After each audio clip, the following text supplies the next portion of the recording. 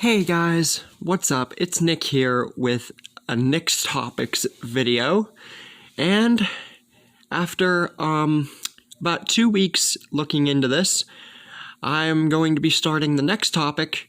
What if Rick was never in a coma? Now, the reason that I made a preview for this is because this topic takes a lot more thought. This basically would change the Walking Dead story as much as my what if Rick didn't kill Shane story. But this one would have a lot more of an impact, as you will see. But even with that said, it will probably still be 2 parts because just because of what there is to talk about. But yeah, this one is definitely a good one to bring up because Rick being in a coma is how he met everyone in the first place. And without further ado, let's get into the story. So, we all know how Rick was shot by the prisoners in the beginning, like before the zombie apocalypse happened in the first place. Him and Shane and the other officers were after a bunch of people, and Rick ended up getting shot into the coma and blah blah blah. But what if Rick and the other officers shot them all dead, period? Like, let's just say that Rick gets shot in the vest thing, where it doesn't even affect him as much. But what if another officer dies gets in the coma in the first place besides Rick? Or, what if all the prisoners are just killed? This would impact the story of The Walking Dead very much so.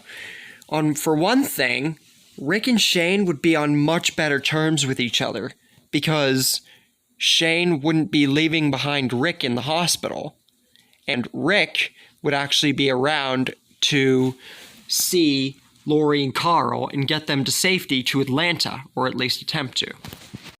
Like I said, Rick and Shane would be on much better terms with each other, and there would be less quarrel between the two. So this would impact the story of it greatly, considering that's part of Season 1 and 2. Also, the meeting with Glenn and their group wouldn't come until all of them reached Atlanta whenever it all went to crap. They would eventually probably cross paths. Let's leave it at that. Also, this would lead to Rick not immediately meeting Morgan.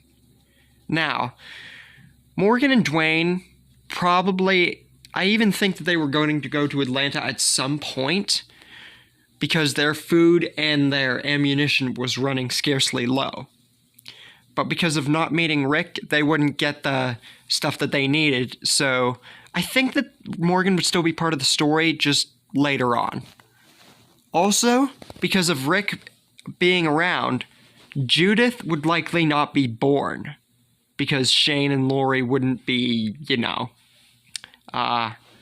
doing naughty stuff. Let's just leave it at that. I want to keep this PG. So there would be no Judith at all in this story, which that would impact a lot too, like I said. Also, since Daryl and Merle would likely be together, Daryl would have less of a hate for Rick at the beginning and likely be more friends with him. Carl, he would be a bit weaker than his original self, but also likely not get shot, which would affect a lot of things too.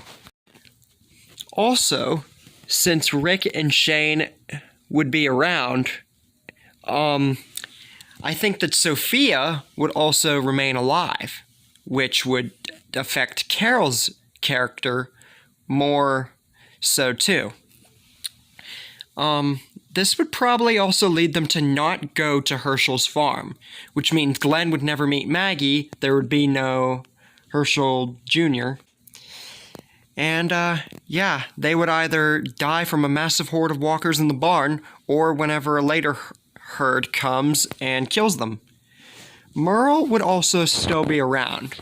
He would likely be with Daryl and the group, and all of them after Atlanta.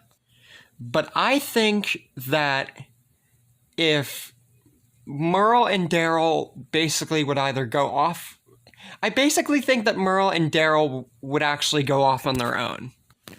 Because if Merle, Glenn, T-Dog, and Andrea, and the other girl, who I don't know her name, if they all went with Rick, Shane, possibly Morgan too, and all of them, I definitely think that Merle and Daryl would go off on their own. And they would either cross paths later or probably die from zombies. So that's the end of their story. For Michonne, she probably would die from zombies. So she'd basically be a nun in the story.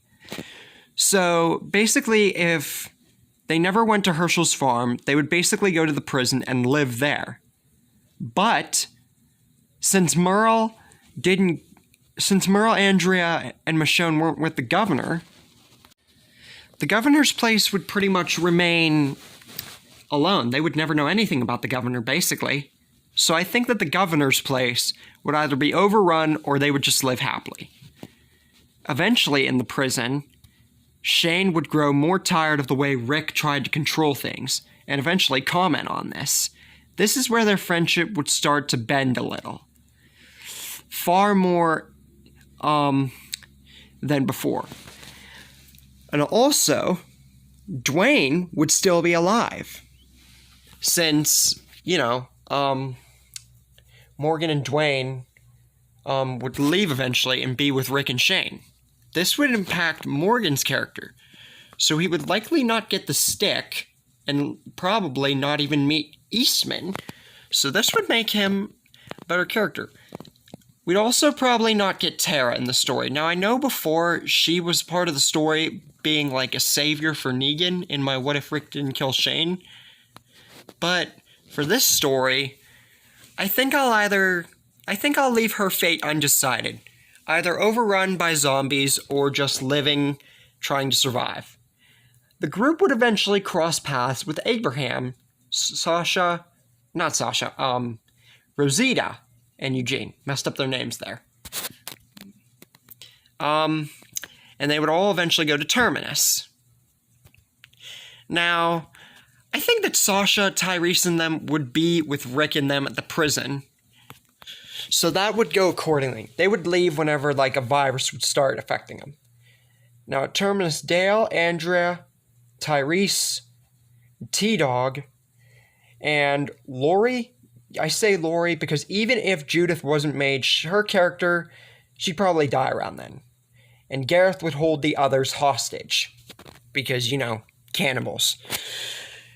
Shane would also comment on this and probably get himself killed around this time.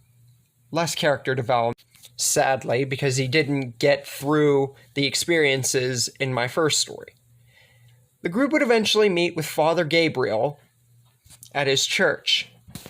Now, this is where I'm going to go out on a limb here and say that Abraham and Rosita and Eugene, they would all likely try to go to Washington and leave the group. But with them going, three of them by themselves, it would take Abraham and Rosita longer to find out the truth from Eugene. So those three, along with Merle and Daryl, they are just separate parts of the story, basically in a different world. And at this point, we'd probably get the remainder of the group meeting Aaron, and then the entrance to Alexandria. And that's where we're going to be leaving things for right now. So, what did you guys think? Did you enjoy this first part of the story?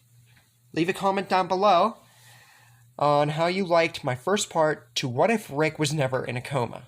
I definitely think that this story has a better impact, or not really better impact, but it definitely has a major impact on the Walking Dead story as we know it. With Merle, Daryl, Abraham, Eugene, and Rosita, all separate parts of the story, not even relevant at this point, that definitely impacts a lot. Including the fact that the group is even smaller this time, with Rick being a somewhat weaker version of him, even though seeing Shane getting killed was a major influence. But now, the group only consists of Rick, Glenn, Carl, Sophia, Carol, Morgan, Dwayne, and Sasha. Now, as for the Claimers, I don't think that they would cross paths. The Claimers would probably just keep looking around for crap. And as for the guy, you may have wondered why I didn't include the part of, like, what happened to the cannibals afterwards. It's because I think that they would still eventually die. I don't think that this would be the end of the story for Rick. In fact, after seeing Shane die, even though he had just yelled at Rick, I likely think that Rick would fight back and the others, they would all fight and destroy the cannibals. I say destroy, but just kill. You know what I mean.